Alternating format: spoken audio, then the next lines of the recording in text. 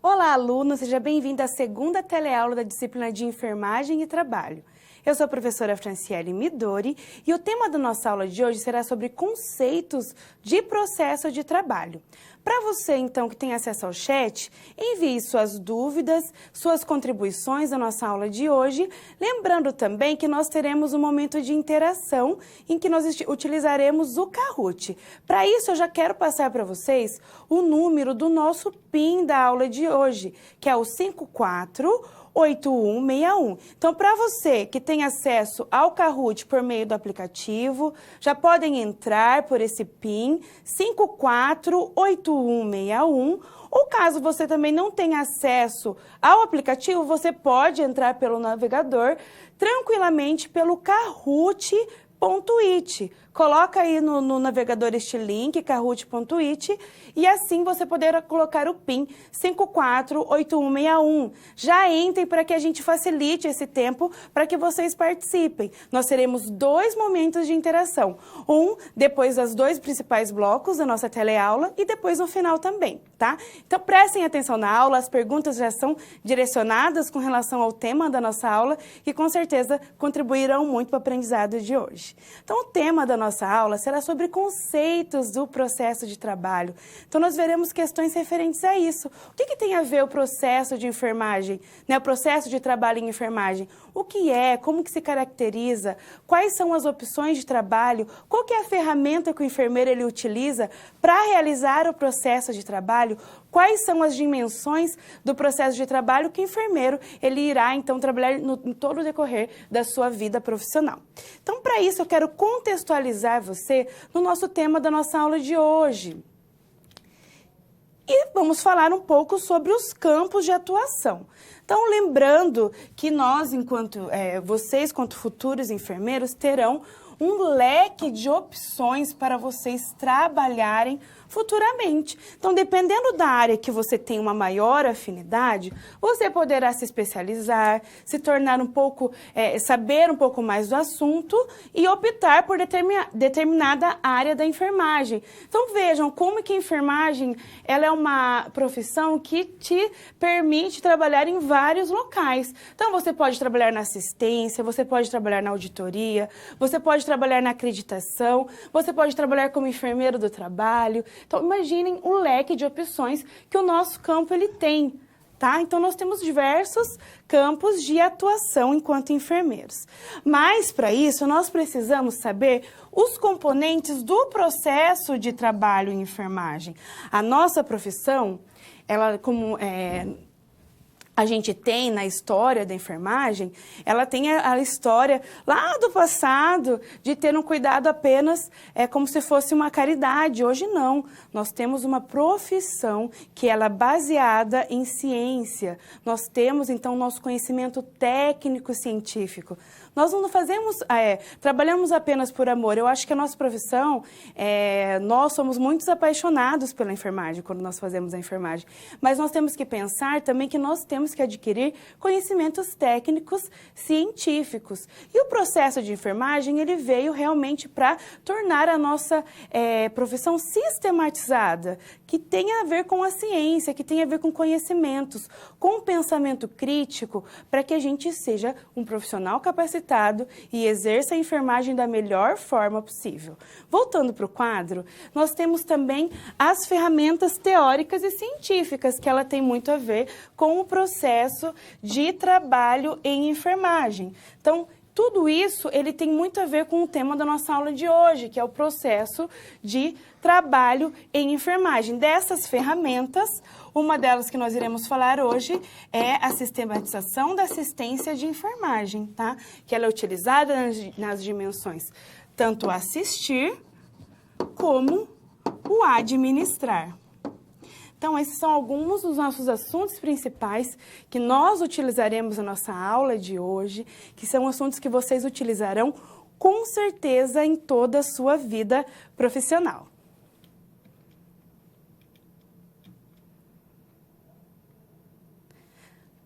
Agora nós vamos para o primeiro conceito, falando sobre o conceito de processo de trabalho.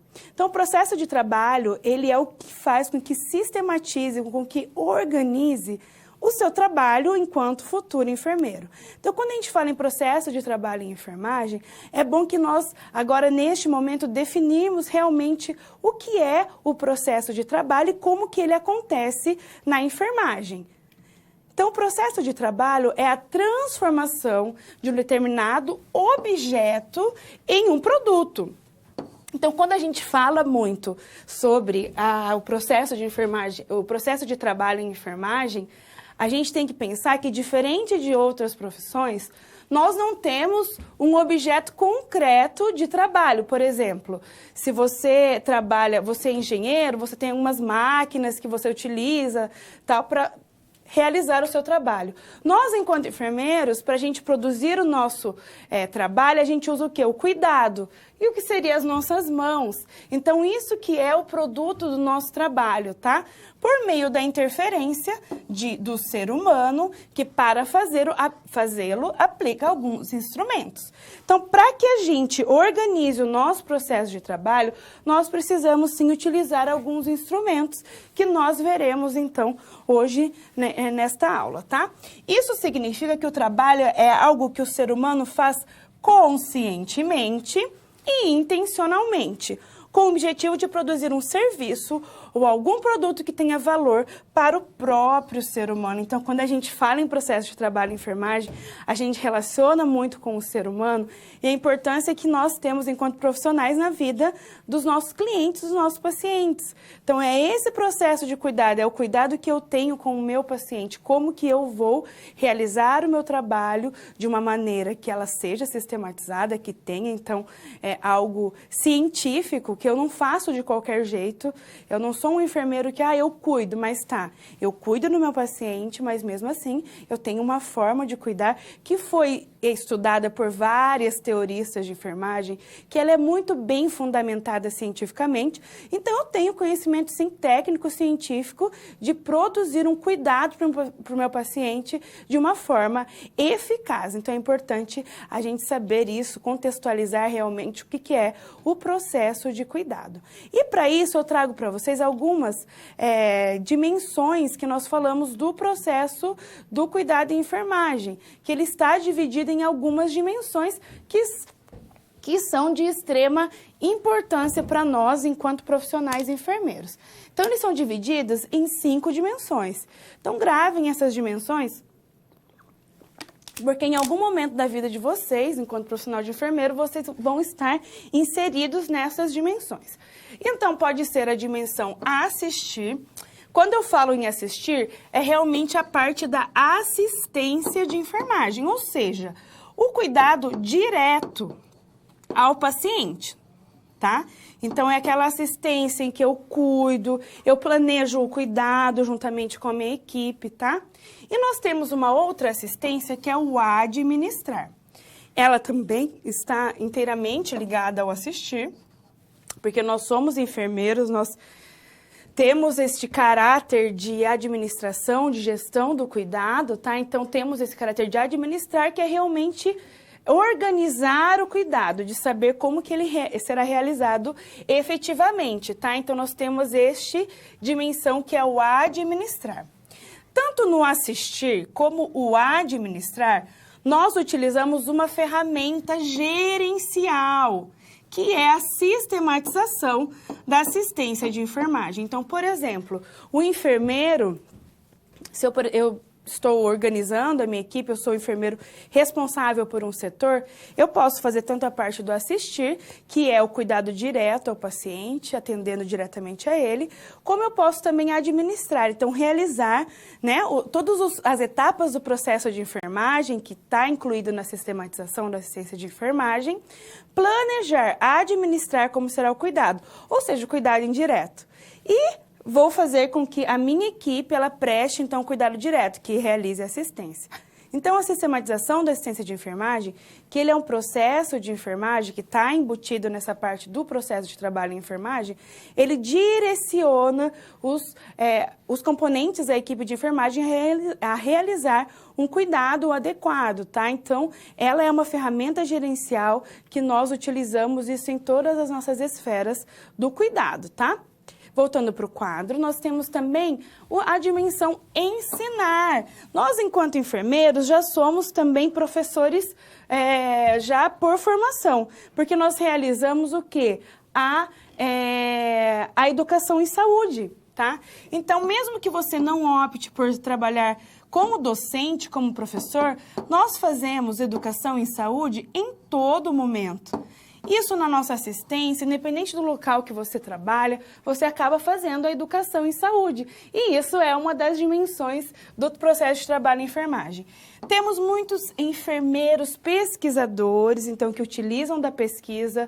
A nossa área de enfermagem é uma área muito pesquisada realmente. Existem muitos enfermeiros que optam por esta dimensão do trabalho, em realizar pesquisas, se tornar doutores, pós-doutores, para melhorar o processo de trabalho enquanto enfermagem. E o participar politicamente, isso a gente acaba fazendo também inconscientemente em vários momentos da nossa profissão, onde a gente participa politicamente, não falando em política propriamente dita, mas, por exemplo, participando de um sindicato, de Corém e COFEM, para mudar também a nossa prática enquanto enfermeiros. Então, é bem interessante essas dimensões do processo de trabalho, tá? E quando a gente fala nisso, como eu falei anteriormente, e a gente consegue relacionar, tudo isso é baseado muito na gestão do cuidado. Então, principalmente quando a gente pensa na dimensão assistir e na dimensão administrar, nós conseguimos, então, relacionar a gestão do cuidado, que quando eu faço assistência, eu permito realizar um cuidado direto ao meu paciente, então é aquele cuidado que eu vou realizar assistência ao meu paciente, por isso que ele se chama cuidado direto, e nós temos também o cuidado indireto, que ele está relacionado à parte de administrar, é o que está tudo em volta do cuidado direto. Como que eu irei administrar perfeitamente para que o cuidado direto aconteça de uma forma efetiva, de uma forma correta, de uma forma eficaz, tá? Por isso que eles estão inteiramente relacionados, mesmo sendo diferentes. Então, eu consigo relacionar o administrar e o assistir pensando no cuidado direto e no cuidado indireto ao meu paciente. Então, são alguns conceitos que são de extrema importância que você entenda. Saiba diferenciar, então, as 5 dimensões que nós temos em enfermagem, que é o assistir, o administrar, ensinar, pesquisar e também pensar ou agir politicamente.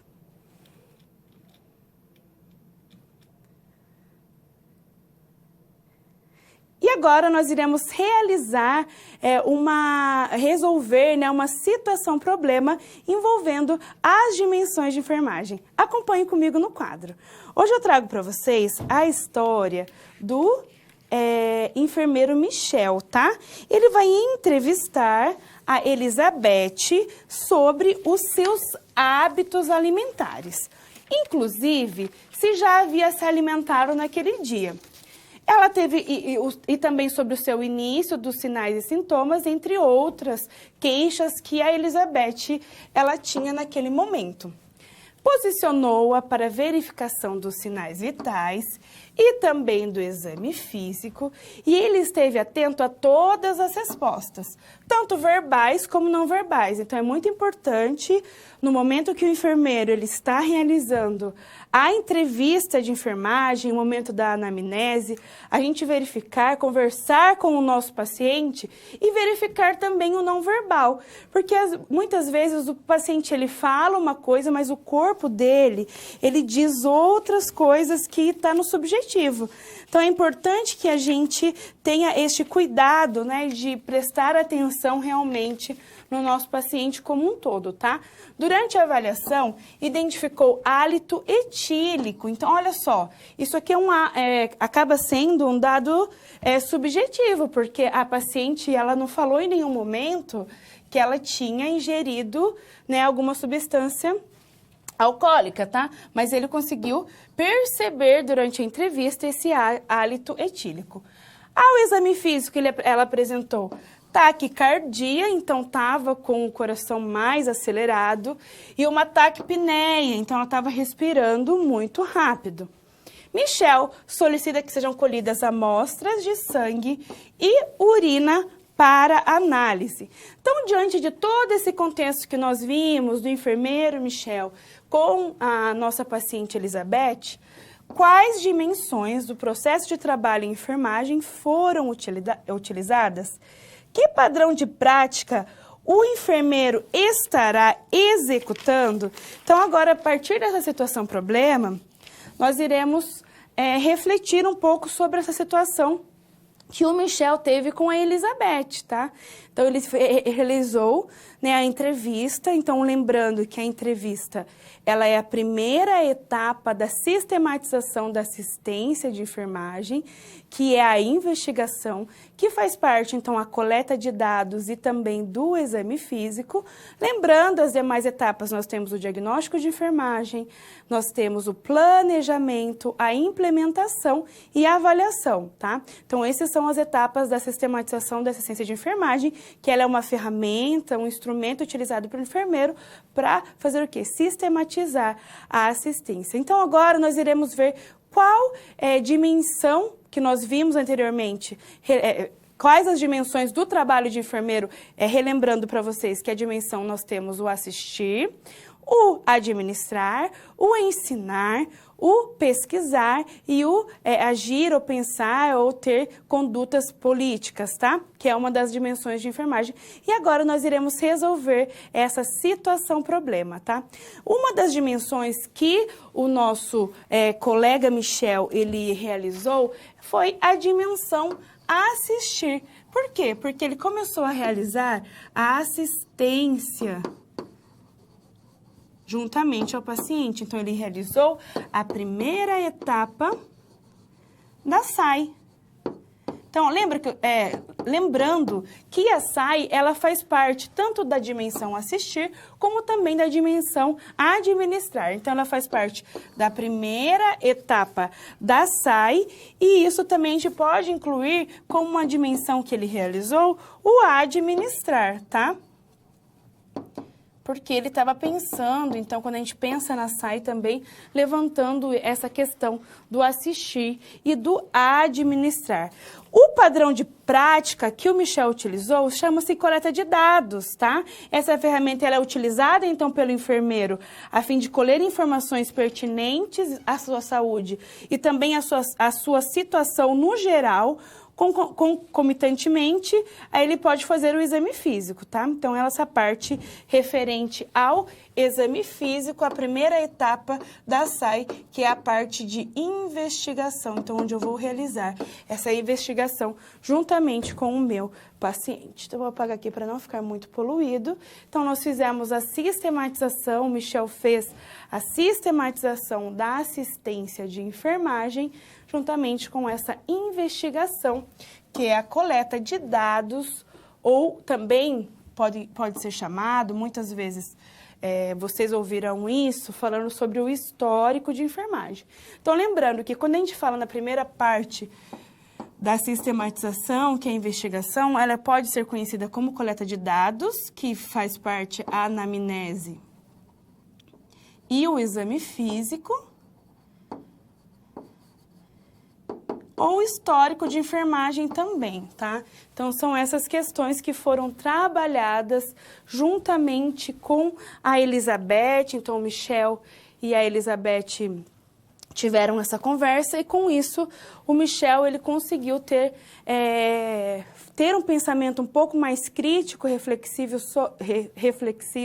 sobre a situação que a Elizabeth está, e isso permite, no momento que a gente tem realmente essa aproximação com o nosso paciente, com o nosso cliente. E esse momento da investigação, ele é um momento muito importante da dimensão assistir, que é realmente onde a gente levanta esses achados, levanta essas apresentações verbais e não verbais que a paciente, ela demonstra. Então, esse momento é muito importante e faz realmente parte da dimensão assistir. E assim, nós finalizamos, então, a resolução dessa situação-problema.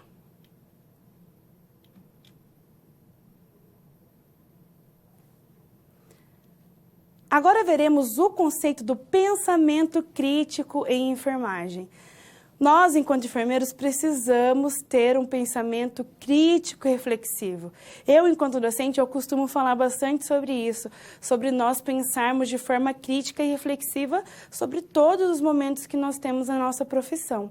Mas para a gente ter um pensamento crítico, ele pode ser realmente desenvolvido em alguns momentos. E nós precisamos também conceituar o que é o pensamento crítico para que você entenda e assim faça mais sentido na sua vida profissional.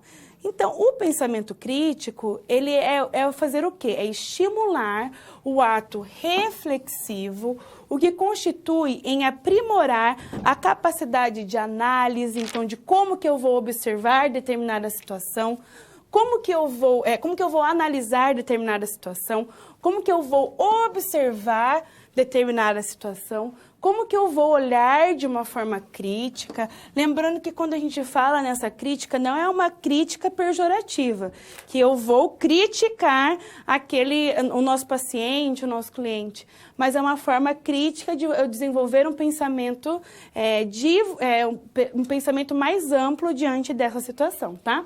A autonomia de ideias e também o pensamento. Quando eu falo em pensamento crítico, ainda eu falo em ampliar os horizontes, tornar-se esse agente ativo naquilo que pode transformar uma sociedade e buscar interagir, então, com a realidade. Realmente eu falar assim, que eu vou sair um pouco da casinha. Eu não vou olhar somente naquele ângulo, é olhar no macro. Isso acontece muito na nossa área. Porque assim, conforme nós vamos trabalhando, vamos conhecendo e tratando de casos diferentes, a gente acaba desenvolvendo um pensamento crítico diferente também. Porque a gente começa a olhar de uma outra forma. Às vezes o paciente ele chega para nós, né, atendermos com uma queixa, mas subjetivamente ele traz outros contextos que isso com certeza auxiliarão ou com certeza ajudarão no nosso pensamento crítico e reflexivo. Por isso que é importante que a gente entenda o que é o pensamento crítico, porque nós vamos com certeza levar isso para todos os momentos da nossa profissão. No próximo slide eu trago para vocês o que o pensamento crítico ele inclui, tá? Ele inclui a parte reflexiva, então, tá? Ele fala, então, quando eu penso na parte reflexiva, eu penso sobre a capacidade, então, de desenvolver essa observação, a crítica, a análise, a autonomia de ideias, os pensamentos, tá? Como eu falei anteriormente, então, realmente é refletir sobre determinadas situações. Quando eu falo em relação à linguagem, ela tem que ser realmente uma linguagem clara e concisa. Principalmente quando nós vamos nos comunicar com os nossos pacientes. É importante que a gente tenha uma linguagem clara, que ele entenda a informação que nós estamos passando, e isso é de extrema importância, tá? E quando a gente começa a pensar em pensamento crítico, ficou redundante, mas é bem isso mesmo.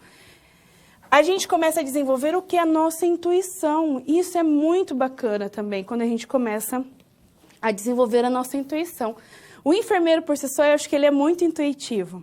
A gente começa a perceber algumas coisas e já acende uma luzinha e fala, eu acho que isso aí está diferente. Então, quando a gente começa a pensar de uma forma crítica e reflexiva, a gente começa a desenvolver essa nossa intuição. Uma coisa que é muito interessante, quando a gente pensa em pensamento crítico, a gente pensa muito também com relação à criatividade, né? Então, em sermos criativos, desenvolver essa criatividade. Muitas pessoas acham que nós nascemos criativos. Na verdade, tem pessoas que ela têm uma criatividade um pouco mais aguçada, mas a criatividade ela pode ser desenvolvida com o tempo, estimulando com diversas formas de estímulo. Então, isso é interessante também e ele está envolvido com o pensamento crítico também, tá? Voltando para o nosso slide, o raciocinar e o aprender. Então, é realmente essa parte de eu desenvolver meu raciocínio, pensar fora da casinha, pensar no macro, né? Não ficar naquela forma direta, né? De algum determinado assunto que eu vejo. E com isso, com certeza, eu vou desenvolver o meu aprendizado, tá, aluno? Então, é muito importante quando nós pensamos nesse pensamento crítico, pensar no desenvolvimento de algumas dessas situações, tá? O que a gente tem que pensar que, quando a gente pensa criticamente, é o mesmo que nós estimularmos o ato reflexivo. Então, o que consiste em aprimorar a capacidade de análise e observação, tá? Sempre pensando neste contexto, tá? Quando a gente fala em criatividade, como eu falei anteriormente para vocês que isso tem a ver, nós temos, por sermos seres humanos, algumas dificuldades em ser criativo. E isso realmente é natural do ser humano. Isso acontece por quê? Por alguns bloqueios que nós possuímos. Nós temos, por exemplo, alguns bloqueios psicológicos, que ele tem a ver, então, com a falta de conhecimento ou informação sobre hábitos ou algumas situações pessoais, que levam a uma disposição a seguir normas pré-estabelecidas. Isso pode causar, então, alguns bloqueios psicológicos. Nós também temos bloqueios, olha que faltou um ó, por atitudes, que podem ser constituídas pelo pensamento negativo, pela preguiça mental, ou seja, a gente pode relacionar muito o bloqueio por atitudes ao conformismo. Então, eu sou conformista em determinadas situações, e isso pode causar um bloqueio relacionado à minha criatividade. Então, eu sou mais conformista. Nós temos alguns bloqueios que são inspirados por fatores socioculturais, que são relacionados com dependência, por exemplo, na crença da autoridade e também nos critérios de julgamento. Então, são alguns fatos que realmente dificultam o nosso lado criativo, tá? E quais são, então, essas dificuldades dos enfermeiros com relação à criatividade? Então, eu elenquei alguns fatores que realmente nós, enquanto enfermeiros, futuros enfermeiros, temos essa dificuldade com relação à criatividade. Por exemplo, nós temos a dificuldade que nós temos nesta parte do pensamento imaginativo, menos que o pensamento crítico, tá? Então, nós imaginamos mais do que o pensamento crítico, que o pensamento crítico ele vai além do imaginar. Eu vou imaginar e pensar um pouco mais criticamente, tá? Receio de arriscar e medo do desconhecido, tá? Isso também é uma dificuldade que nós temos. Não querer ou incapacidade de analisar objetivamente as capacidades e as forças do indivíduo. Manutenção de métodos, o conformismo e padrões tradicionais, que já são padrões pré-estabelecidos da sociedade. Isso também impede um pouco a nossa criatividade. E inabilidade de selecionar de modo repentino as ideias como forma de resolver um problema para a mudança. Então, realmente nós não temos não pensamos muito fora da casinha, né? Nós não temos, na verdade, estimulado a nossa parte de pensamento crítico e reflexivo, que eu tenho certeza que vocês, a partir de agora, começarão a desenvolver.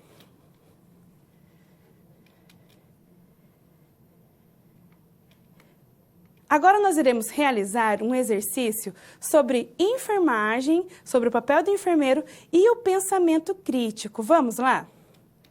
O Tainan, vou contar para vocês então a história do Tainan, tá? Ele é um enfermeiro que trabalha né, e recebeu na unidade o paciente Jeconias, tá? Proveniente do pronto-socorro.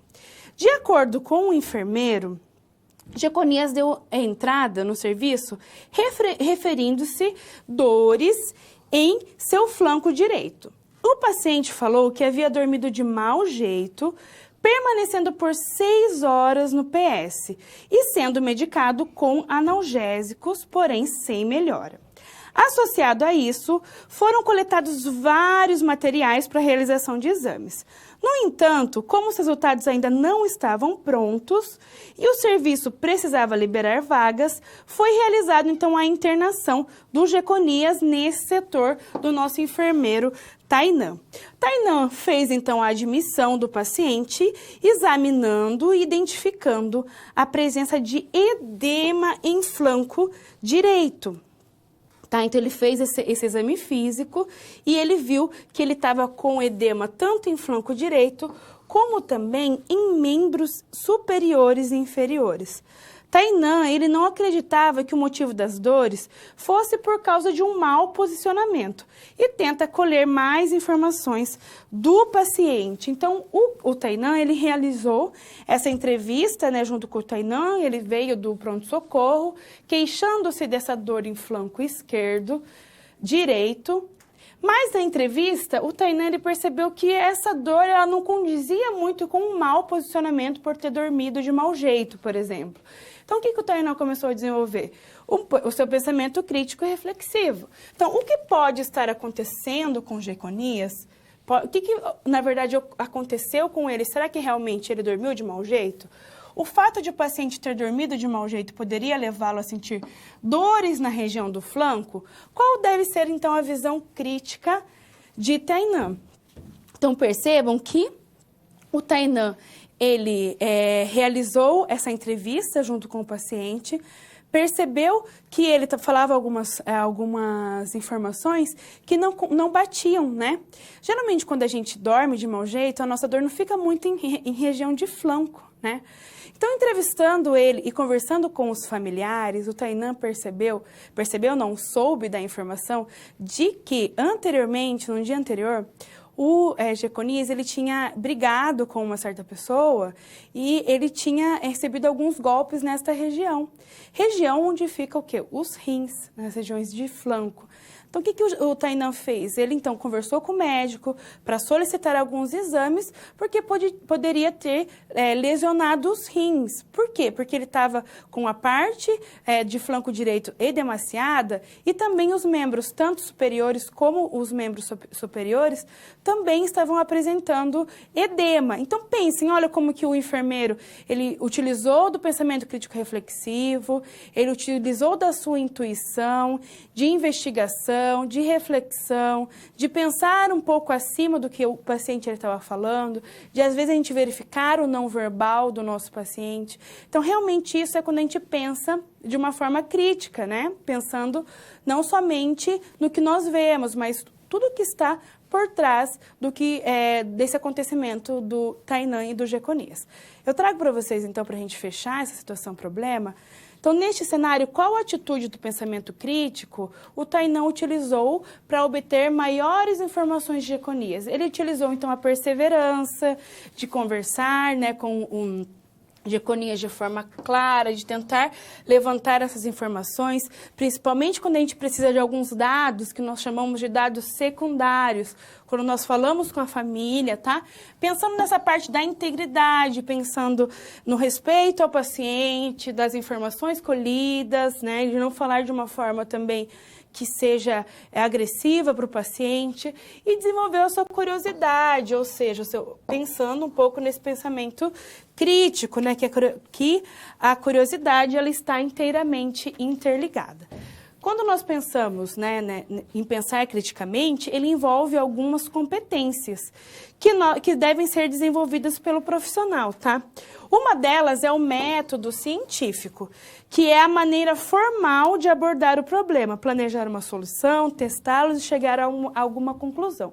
Então, a gente tem que estar baseado em método científico. Então, do que eu conheço, dos meus conhecimentos prévios, né, baseados na ciência, baseados na literatura, daquilo que eu estou fazendo. Mas também pensando nessa resolução dos problemas, que são técnicas, então, relacionadas com os processos mentais aliados juntamente à nossa prática, tá? Então, são questões que são importantes quando a gente pensa, né, na questão de trabalharmos o pensamento crítico, que eles são inteiramente importantes no nosso trabalho enquanto enfermeiro. Então, percebendo um pouco deste trabalho realizado pelo Tainan, a gente consegue refletir na nossa prática.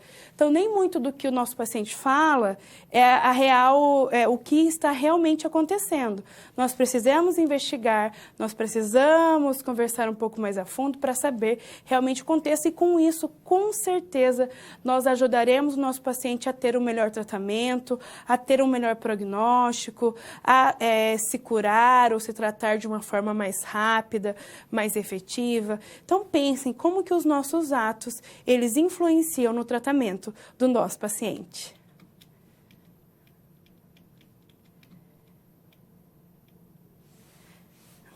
Agora nós teremos, então, nosso momento de interação do Kahoot, tá? Então, quem já entrou, vamos verificar aqui quantas pessoas já estão presentes. A Júlia de Canoas já está presente. Utilizem o PIN 548161. Eu vou deixar mais um pouquinho para vocês entrarem, um minutinho, tá?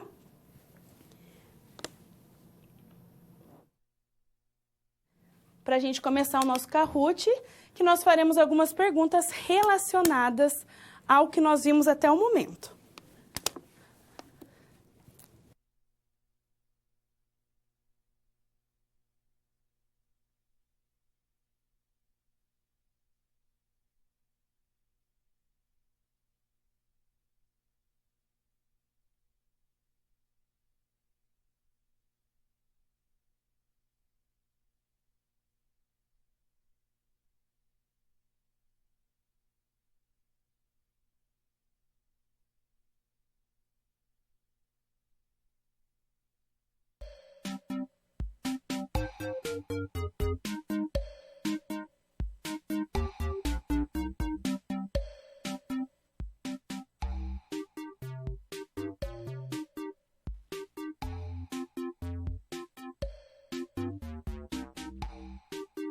Renata, a Júlia de Canoas.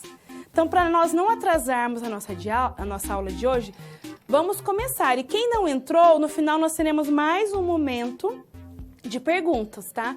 Então, vocês poderão entrar enquanto eu estiver dando a aula. Então, vamos começar. A primeira pergunta, vamos lá. Dimensão do processo de enfermagem. Então, qual que é uma dessas dimensões, dessas questões são referentes à dimensão do processo de enfermagem? O delegar, o assistir, o diagnosticar ou o inferir? Eu falei para vocês sobre as dimensões do processo do cuidado. Então, quais dessas realmente ela faz parte da dimensão do processo de enfermagem? O delegar, o assistir, muito bem, 6 pessoas acertaram. Parabéns, pessoal, estão prestando atenção na aula. A Renata está em primeiro lugar, a Paula em segundo. Breves é nós, um abraço para Breves, eu já fui para Breves, adoro essa cidade. Júlia de Canoas e Washington, vamos para a nossa segunda pergunta. Ferramenta gerencial do enfermeiro. Ele é uma ferramenta gerencial do enfermeiro. A CAI, a PAI, a SAI ou a MAI? Essa questão está muito fácil. Qual que é considerado uma ferramenta gerencial do enfermeiro? E com certeza está interligado com o processo de trabalho. 6 pessoas responderam corretamente. Realmente, ela é a SAI, tá? Vamos para a nossa terceira pergunta. A Renata continua em primeiro. A Paula em segunda, Breves em terceiro, a Júlia de Canoas quarto e a Graziele da Bahia em quinto. Vamos para a nossa terceira pergunta.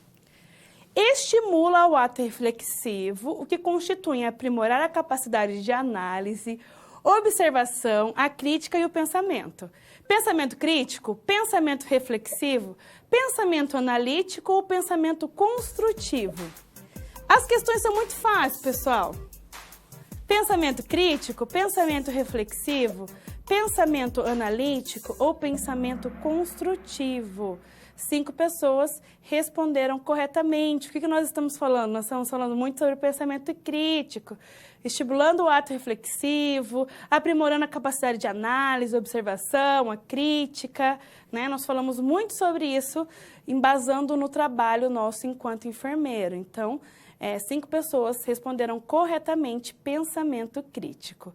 Vamos para a última pergunta desta rodada e depois nós finalizaremos no final da aula, tá?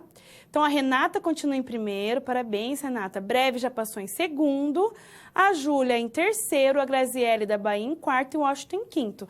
Então, o que eu quero lembrar para vocês, pessoal? Que o quanto mais rápido vocês respondem, mais vocês pontuam, tá? Então, muitas vezes todo mundo está acertando, mas quem está respondendo mais rápido acaba pontuando mais. Então, vamos para a nossa última pergunta deste ciclo, tá? O pensamento crítico inclui a reflexão, a linguagem, a intuição ou o raciocínio? O pensamento crítico inclui qual dessas? A reflexão, a linguagem, a intuição ou o raciocínio? Na verdade, essa foi uma pegadinha para vocês, porque o pensamento crítico, conforme nós vimos, ela faz parte da reflexão, a intuição, a linguagem e também o raciocínio. Vamos ver o ranking, então, que ficou até o momento. A Renata em primeiro, Breves é nós em segundo, Júlia em terceiro e o Washington em quarto, tá? Então, daqui a alguns minutos, nós voltaremos novamente com o nosso Kahoot. Quem não entrou, entra, ó. O PIN é 548161.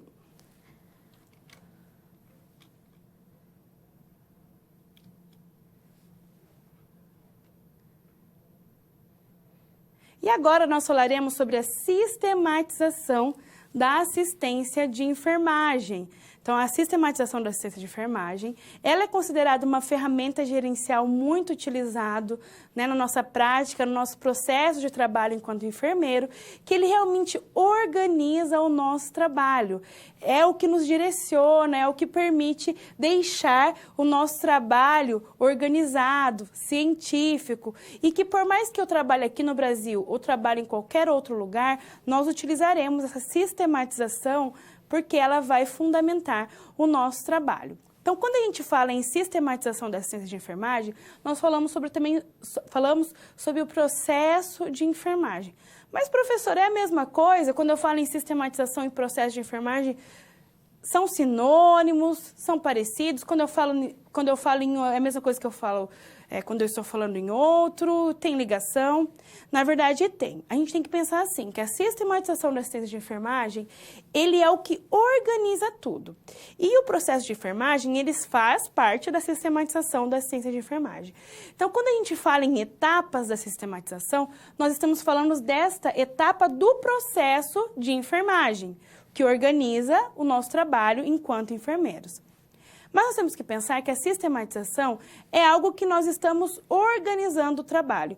Por exemplo, inclui protocolos, inclui, por exemplo, como que a gente organiza a escala dos nossos trabalhadores. Então, realmente, ela é algo um pouco mais macro. Mas o processo de enfermagem, que são as fases que nós falamos, que nós veremos também agora, nesse momento, que é a investigação, o diagnóstico, a investigação, diagnóstico, planejamento, implementação e avaliação, elas fazem parte do processo de enfermagem que faz parte da sistematização da assistência de enfermagem, tá? Então, vamos ver no próximo slide o que é, então, essa sistematização da assistência de enfermagem. É otimizar a prática assistencial, conferindo maior segurança aos nossos pacientes.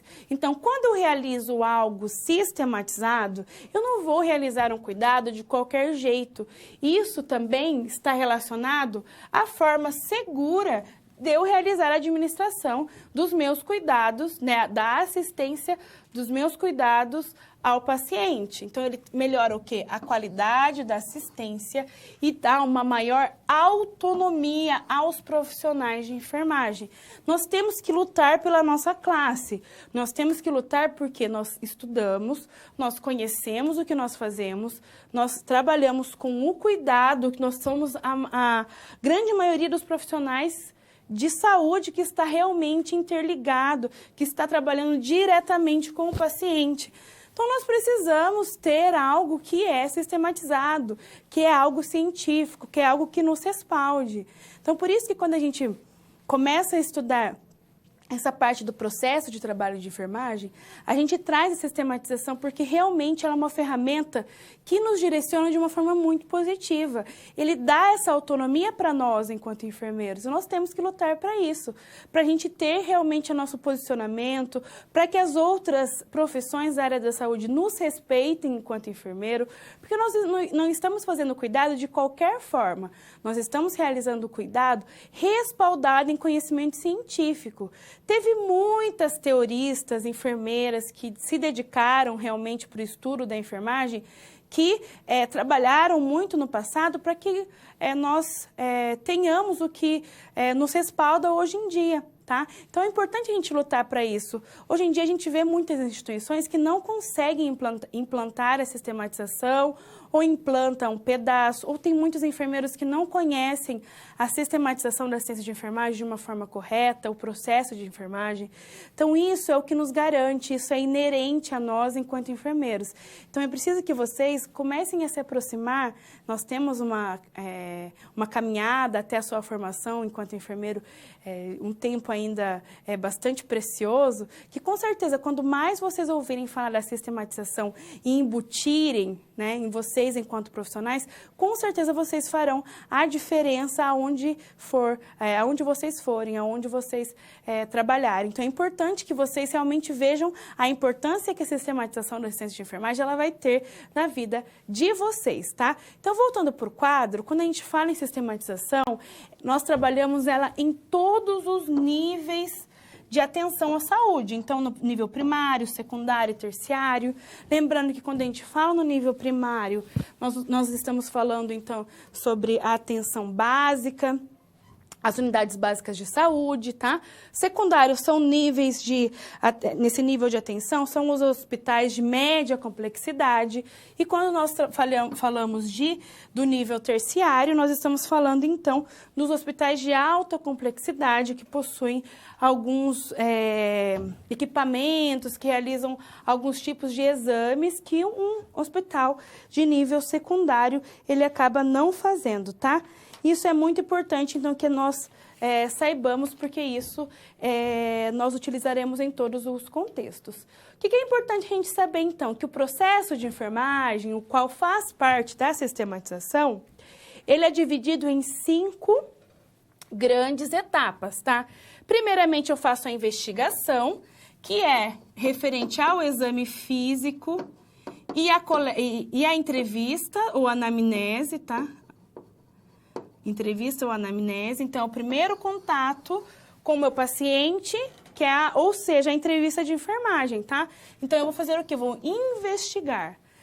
A outra questão é o diagnóstico de enfermagem. Então, em cima dos achados, eu vou fazer o diagnóstico de enfermagem, que nós utilizamos como embasamento e até mesmo para direcionamento o NANDA, tá? Que é um livro que vai ser quase um livro de bolso para vocês, enquanto enfermeiros. Em cima do diagnóstico de enfermagem, eu vou fazer o quê? O planejamento de enfermagem. Então, como que eu vou realizar o meu cuidado? Nesse planejamento, eu vou levantar o quê? Os resultados que eu quero em cima dos meus diagnósticos. Então, por exemplo, se a pessoa tem eliminação urinária prejudicada, o que eu vou querer o meu resultado? Que ela consiga ter uma micção espontânea. Esse é o resultado que eu espero, que eu vou trabalhar no planejamento de enfermagem, que eu vou começar a organizar o quê? A minha prescrição de enfermagem.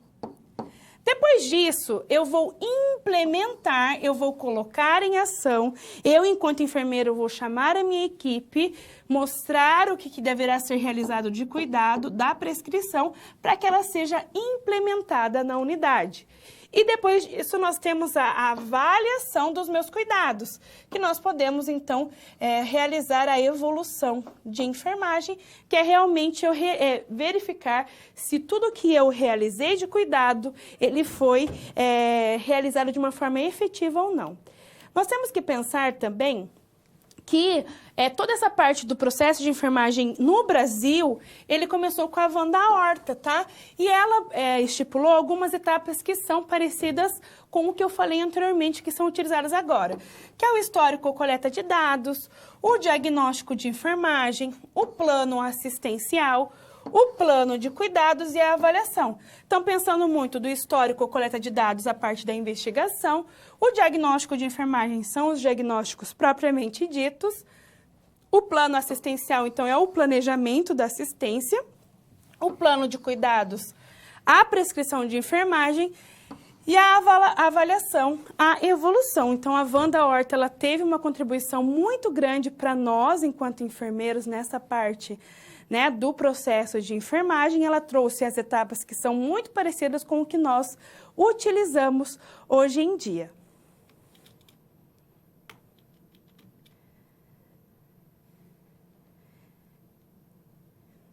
E agora nós iremos resolver uma situação, problema, aplicando, então, algumas etapas da sistematização para que vocês tenham, então, comecem a ter uma aproximação com a sistematização da assistência de enfermagem. Então, eu trago para vocês a história do enfermeiro Guilherme, que ele trabalha numa unidade de terapia intensiva, tá? E ele estava cuidando da paciente Fátima. A Fátima, ela tem 70 anos, deu entrada na UTI. Vou ler para vocês uma evolução para que a gente consiga trabalhar, então, a sistematização dela, tá? Deu entrada na UTI em pós-operatório imediato, de troca de válvula aórtica e plastia de válvula mitral. Ela estava com uma circulação extracorpórea de 60 minutos. Tinha acuidade visual e auditiva diminuída, aposentada, sedentária, obesa, hipertensa, tabagista há 47 anos, é portadora de doença crônica obstrutiva, ou seja, o DPOC. Há 20 anos foi submetida a uma troca de válvula aórtica, tá? Que mais? Com implante de prótese mecânica, o Hansen dela era de 100. Então, tem muitas nomenclaturas que ainda vocês não tiveram aproximação, mas eu trouxe mais ou menos para a gente saber o contexto, tá? Pupilas isocóricas, circulantes, fotorreativas e mióticas, presença de tubo orotraqueal, acesso venoso central e jugular interna direita, sem sinais flogísticos, mucosa oral ressecada, dieta suspensa, tórax simétrico com dreno de tórax à esquerda, ferida operatória em região external com sinais flogísticos, movimentos vesiculares diminuídos nas bases pulmonares, frequência cardíaca de 15 inspirações e expirações por minuto, ventilação mecânica controlada, secreção traqueal clara e fluida em grande quantidade, ictus cardíaco propulsivo, medida de 3 polpas digitais, bulhas cardíacas rítmias normofonéticas, pulso filiforme, abdômen globoso, normotenso, ruídos hidroaéreos presentes, timpanismo presente, diurese hematúrica em sonda vesical e presença de hiperemia em região sacral. Então, aqui a gente consegue levantar vários achados para nossa paciente Fátima, de 70 anos, que ela está em POI, então, de troca de válvula aórtica e plastia de válvula mitral, tá? Em ventilação mecânica. É tabagista, já tem histórico de DPOC, já fez uma troca de válvula aórtica há alguns anos atrás, e assim a gente tem que pensar numa sistematização da assistência de enfermagem, ou seja, algumas partes do processo de enfermagem para essa paciente. Então, vamos lá. Acima dos achados que nós levantamos, a gente pode ter vários diagnósticos de enfermagem. Mas eu trouxe para vocês um diagnóstico de enfermagem, que é resposta disfuncional ao desmame ventilatório. Por o quê? Desobstrução ineficaz das vias aéreas, presença de tubo orotraqueal e roncos apicais. Então, o diagnóstico de enfermagem, esse com certeza foi retirado do livro Nanda, tá? Que é o nosso livro de referência para diagnóstico de enfermagem. E ele traz, então, o título do diagnóstico, que é a resposta disfuncional ao desmame ventilatório, relacionado por desobstrução ineficaz das vias aéreas, caracterizado por presença de tubo orotraqueal e roncos apicais. Então, ele é completo. E em cima desse diagnóstico, eu vou trabalhar o quê? O planejamento. O que eu posso fazer, então, para a paciente, né, pensando nos seus resultados, tá? Então, o que eu quero com o meu paciente por meio deste diagnóstico de enfermagem? Eu quero que as vias aéreas dela fiquem pérvias em até 48 horas, prazo indicado, então, para começar o período de extubação. Então, em cima desses resultados, eu vou fazer o quê? A minha prescrição de enfermagem. E uma dessas prescrições que poderiam ser relacionadas ao que eu espero, que eu almejo do cuidado do meu paciente, é realizar a ausculta respiratória de UBA em 1 hora. Quando? Se saturação menor que 90%, quando a paciente está fazendo uso de musculatura acessória e aumente a sua frequência respiratória. E eu posso deixar, por exemplo, numa prescrição de enfermagem, atentar à presença de roncos, tá? Porque isso, a nossa equipe técnica, ela consegue perceber se o paciente, ele está apresentando roncos ou não. Geralmente, quando a gente fala em ausculta respiratória, quem realiza esse cuidado é o enfermeiro, tá? Mas os técnicos, eles conhecem os sons, a nossa equipe técnica, a nossa equipe de enfermagem, eles conhecem também os sons que são provenientes da nossa parte respiratória. Então, eles podem ter este cuidado em nos identificar e falar também essa presença de roncos e também podemos deixar na prescrição comunicar ao enfermeiro o aparecimento destas evidências. Aqui, então, eu trouxe de uma forma um pouco sucinta, porque se fosse para a gente fazer uma sistematização, processo de enfermagem completo, né, diante de tantas informações que nós trouxemos dessa paciente, nós demoraríamos uma aula inteira. E agora, nós finalizamos, então, a nossa situação-problema.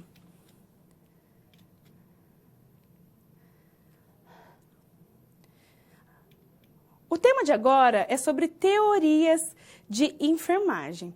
Então, quando a gente pensa em teoria, vem logo na nossa mente algumas grandes teoristas de enfermagem, como a Wanda Horta, a Florence Nightingale, a Dorothea Oren, que em algum momento da vida de vocês já ouviram falar.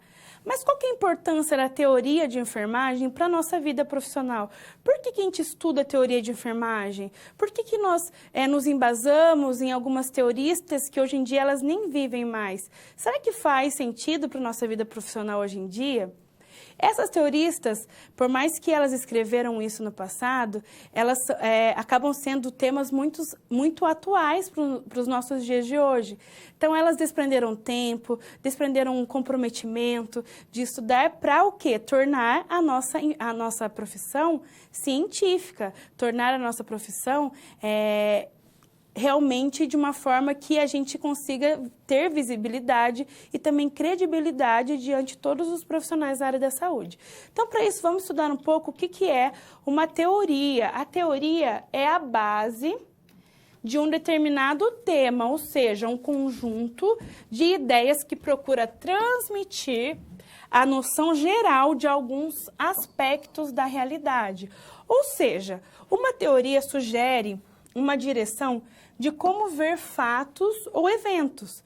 Então, realmente é um conjunto de ideias, transmite a noção geral de alguns acontecimentos, então puxando isso muito para a área da saúde, né, na hora da enfermagem. E a teoria ela é constituída, então, por algumas denominações. Por exemplo, nós podemos chamar de teorias grandes, então são realmente aquelas teorias que elas são completas, grandes, tem uma ampla, âmbito amplo, são de âmbito amplo, tá?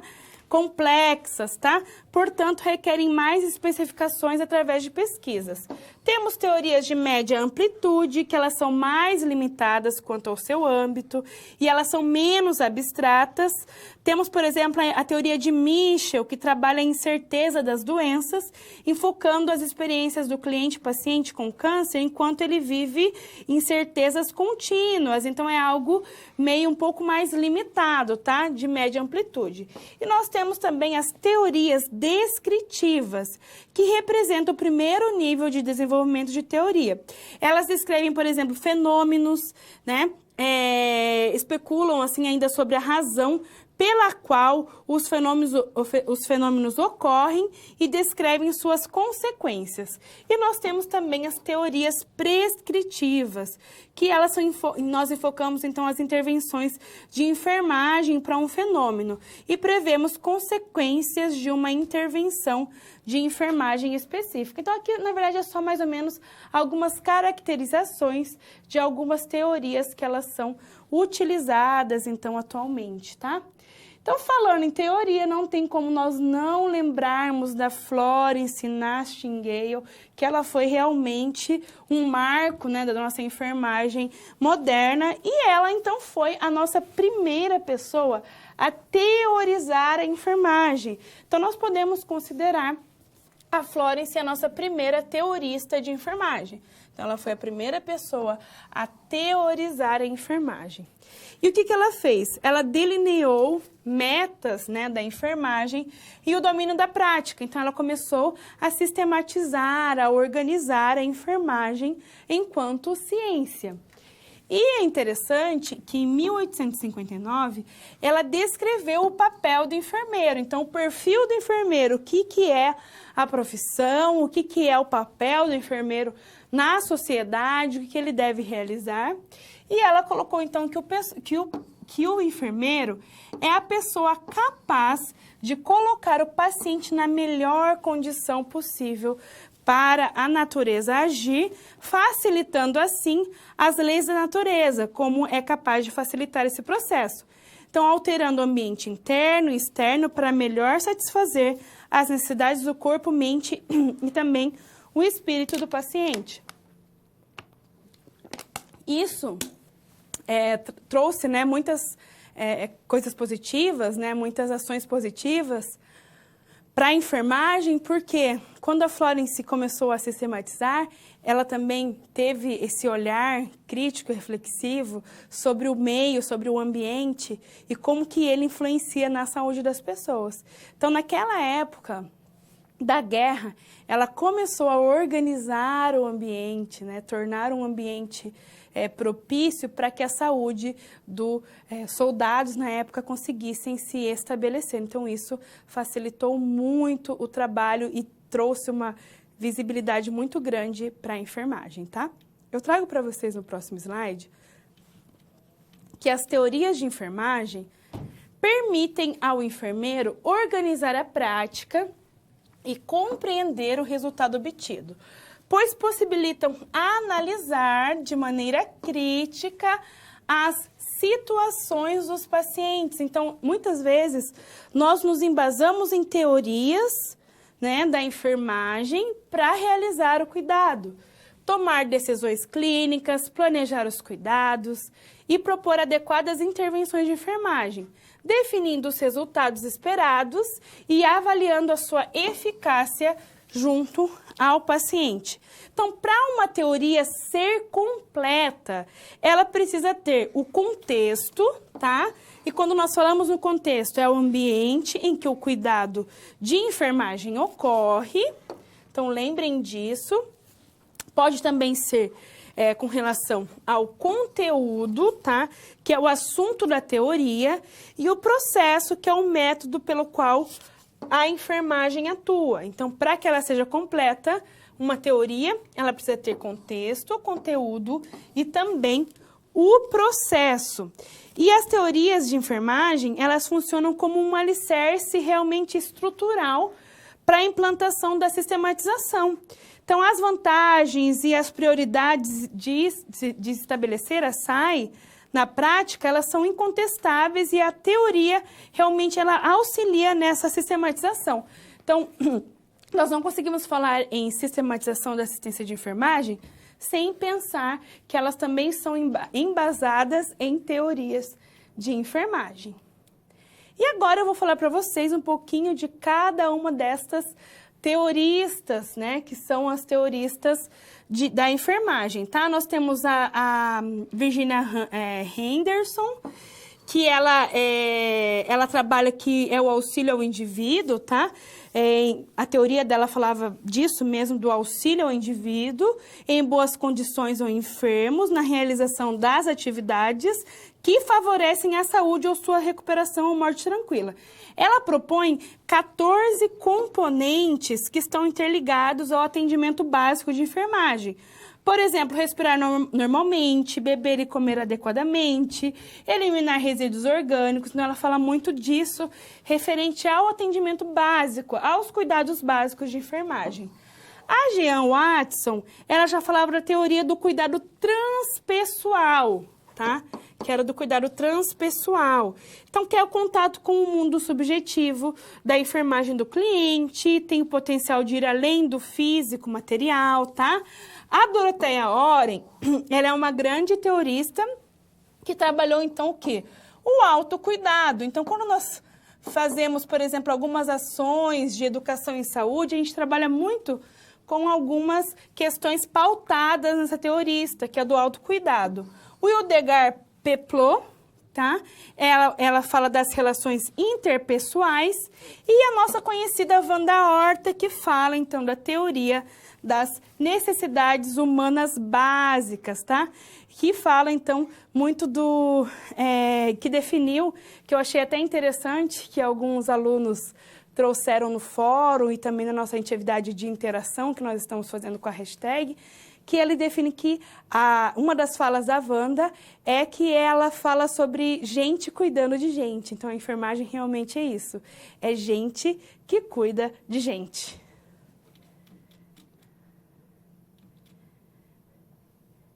E agora nós iremos resolver uma situação-problema que fala sobre a teoria da enfermagem na prática, tá? Vamos conhecer, então, a história da nossa enfermeira Clara, que na verdade não é a Clara, é a Nicole, tá?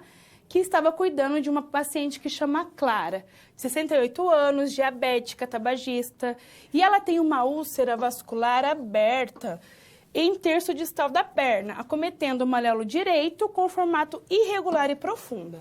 Ela procurou o ambulatório depois de 3 meses da última consulta, com a ferida aberta, com o diâmetro maior do que das outras vezes. Então, ela não tinha tido um resultado bom desde a sua última consulta, tá?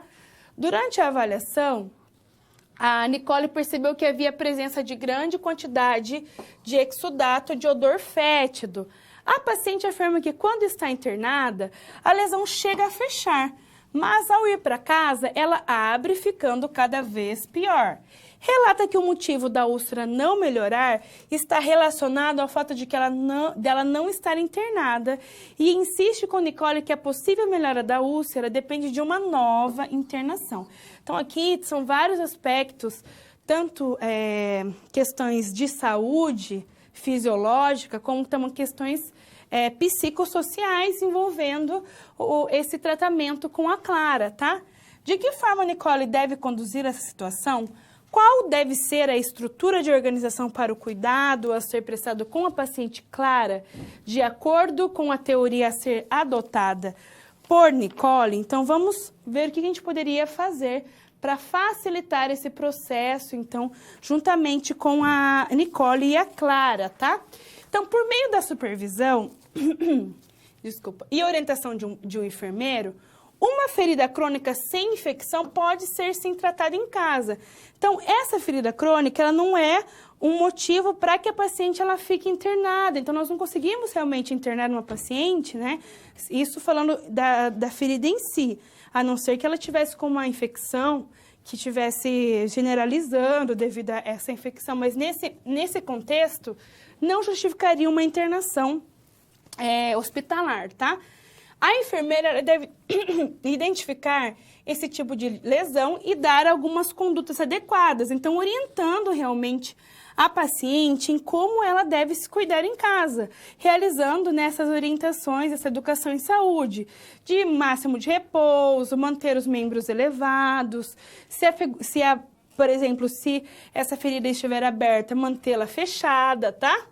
A paciente deve ser lembrada de que uma úlcera vascular é provocada pelo acúmulo de sangue em membros inferiores. Então, por exemplo, se ela manter os membros elevados, isso facilitará muito o seu cuidado. E isso quer dizer que a gente deve trabalhar a educação em saúde, tá? Com o objetivo de tornar a paciente Clara independente para o cuidado. Então, olha, pense como que a gente age utilizando algumas teorias inconscientemente. Então, quando a gente estimula por meio da educação em saúde o autocuidado da paciente, ou seja, que eu eduque a nossa cliente, o nosso paciente, a ter alguns cuidados com ela mesmo, a gente está trabalhando os conceitos que são relacionados à teoria do autocuidado da Dorothea Oren, entendeu? Então, perceba que como a gente consegue, em um mesmo caso, utilizar os conceitos de várias teoristas de enfermagem. Clara também deve ser acompanhada e ou auxiliada nas atividades que desenvolve, que são muitas, levando em consideração a sua idade. Então, nesse caso, nós podemos aplicar uma teoria que represente, então, o processo de interação enfermeiro-cliente, que isso traz muito da teoria interpessoal ou transpessoal, né, da Hildegard Peplot. Olha que interessante, ela trabalha muito dessa interação enfermeiro-cliente, do enfermeiro ter uma aproximação e o nosso cliente ter como referência o enfermeiro. Então, olha, nós conseguimos aplicar mais uma teoria de enfermagem. E necessita de ter pessoas que façam por ela, que cuidem dela e que lhe façam companhia também. Isso a gente consegue relacionar com a teoria das necessidades humanas básicas da Wanda Horta. Então, percebam que só nesse caso nós conseguimos incluir 3 grandes teoristas de enfermagem. A Hildegard Peplot, a Dorothea Oren e a Wanda Horta. Com 3 teorias diferentes, mas que com certeza fazem muito sentido, né, para o cuidado juntamente a essa paciente.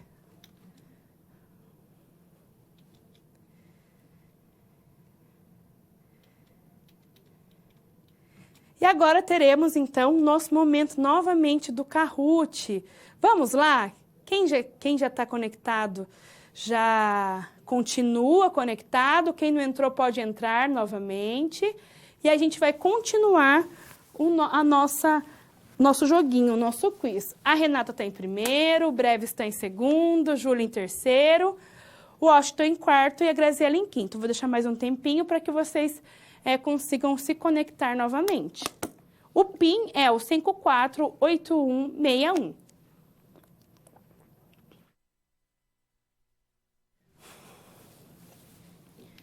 Vamos começar? Então, qual que é a primeira etapa do processo de enfermagem que eu falei nas nossas aulas de hoje? Diagnóstico de enfermagem, implementação, avaliação ou investigação. Essa tá bem fácil também, falei em vários momentos. Qual é a primeira etapa do processo de enfermagem? Diagnóstico de enfermagem, implementação, avaliação ou investigação. 4 segundos, 6 pessoas responderam, vamos ver quem que acertou. Nenhuma pessoa acertou, não acredito. A primeira etapa do processo de enfermagem é a investigação, que faz parte a coleta de dados, ou seja, o exame físico e a anamnese, a entrevista de enfermagem, tá? Então, aqui, 4 pessoas colocaram diagnóstico de enfermagem. Diagnóstico de enfermagem, ele faz parte da segunda etapa do processo de enfermagem. Então, vamos para a próxima. A Renata continua em primeiro, Breves em segundo, a Júlia em terceiro, o Washington em quarto e a Graziele da Bahia em quinto. A evolução de enfermagem faz parte de qual etapa? A evolução de enfermagem faz parte de qual etapa? Investigação, diagnóstico, avaliação ou implementação? Essa também não está difícil. Lembra que eu falei sobre a evolução de enfermagem? Então, ela faz parte da investigação, que é a parte final. Né? Eu vou dar uma dica, que é a parte final. É investigação, diagnóstico, avaliação ou implementação. Vamos ver quantas pessoas irão acertar essa questão. 3 pessoas acertaram. A evolução de enfermagem, ela faz parte, então, do nosso último momento, que é fazer a avaliação. Então, que o enfermeiro, ele coloca, então, tudo que o paciente, ou ele melhorou, ou ele piorou, durante o período que ele estava cuidando, tá? Isso pode ser também durante as 24 horas. A Júlia de Canoas passou, a Renata está em primeiro, a Renata em segunda, Breves é nós em terceiro, o Washington em quarto e a Graziele da Bahia em quinto. Vamos para a nossa 7ª pergunta. O contexto é o ambiente em que ocorre o cuidado de enfermagem. Essa afirmação, ela é falsa ou ela é verdadeira? Se ela for falsa, você aperta o vermelho e se for verdadeira, o azul. Então, o contexto é o ambiente em que ocorre o cuidado de enfermagem. Lembra que eu falei para vocês sobre 3? O contexto, mais um e o outro, que era do cuidado de enfermagem, o conteúdo e o processo? 4 segundos. Falso ou verdadeiro? 4 pessoas acertaram. O contexto realmente é o ambiente em que ocorre o cuidado de enfermagem. Vamos para a nossa última pergunta. A Júlia continua em primeiro, a Renata em segundo, Breves em terceiro, o Washington em quarto e a Graziele em quinto. Vamos para a última pergunta, tá? Teorista que escreveu a teoria do autocuidado. Essa está muito fácil também. A Virginia Henderson, a Dorothea Oren, a Jean Watson ou a Wanda Horta. Teorista que escreveu a teoria do autocuidado. Virginia Henderson, Dorothea Oren, Jean Watson ou a Wanda Horta. 4 pessoas acertaram a Dorothea Oren. Agora vamos ver o nosso pódio. A Júlia de Canoas em primeiro, a Renata em segundo e Breves é nós terceiro. Parabéns para vocês, tá? Gostaria de agradecer a participação de vocês na nossa interação, nesse momento do quiz. E eu vou deixar algum minutinho para vocês enviarem suas perguntas e eu já volto, então, para respondê-las.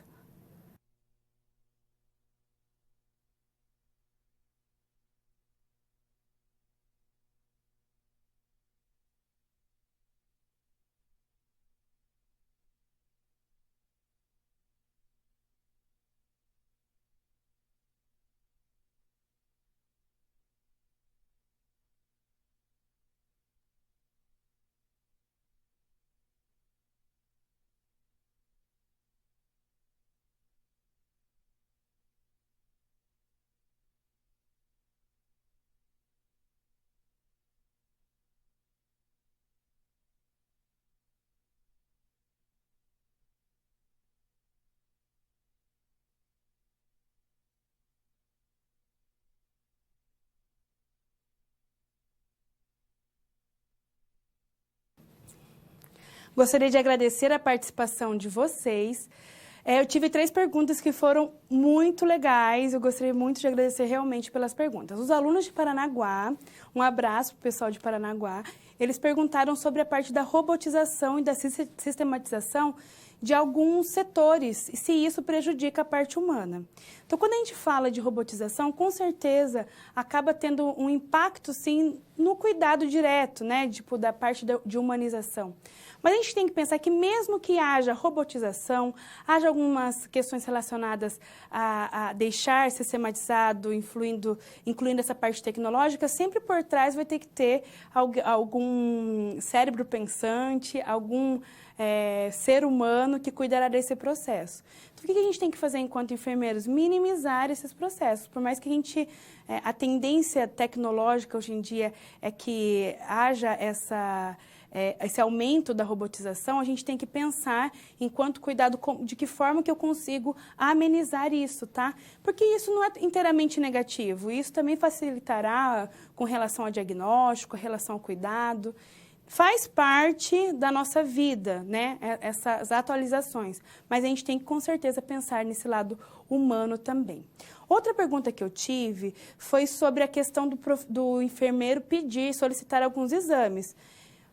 A não ser alguns exames que são protocolo, por exemplo, do Ministério da Saúde, da Atenção Básica, que o enfermeiro ele pode realizar a solicitação. Alguns exames, por exemplo, se eu estou no atendimento hospitalar, eu, enquanto enfermeiro, isso não é privativo, não é da minha alçada solicitar.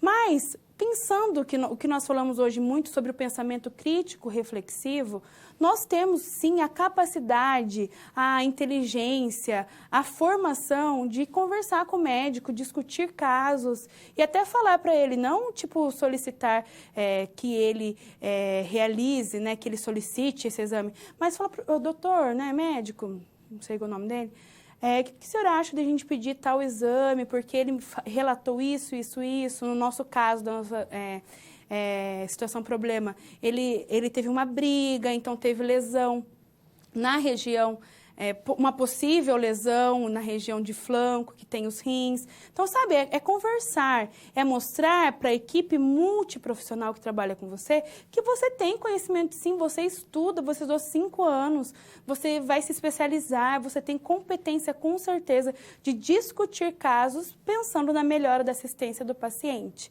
E com relação ao Conselho Federal de Fisioterapia, sobre a emissão deste parecer para cuidar de feridas. Isso está sendo muito discutido, o COFEM também está envolvido nesses pareceres, né, de deixar também como se fosse algo privativo do fisioterapeuta a realização das feridas. Eu ainda não tenho conhecimento se isso foi concretizado ou não, mas é uma luta, né, que nós estamos tendo para ver o que é privativo de cada profissão. E nós, enquanto enfermeiros, nós devemos lutar para que a gente, com certeza, isso seja privativo nosso. Nós estudamos na faculdade, nós aprendemos como cuidar de uma ferida, muitos profissionais realizam especialização, são estomoterapeutas, que são profissionais que cuidam realmente, especificamente, de feridas. Não que o profissional fisioterapeuta não tenha também a capacidade, mas isso é algo que é inerente da nossa profissão. Isso já faz parte do nosso cuidado há muito tempo. Então, nós temos que lutar por algumas coisas que são próprias da nossa profissão. Desejo a vocês um ótimo estudo, aproveitem o nosso material didático, estudem a pré-aula, desejo para vocês que vocês realizem realmente um ótimo estudo e até a nossa próxima teleaula.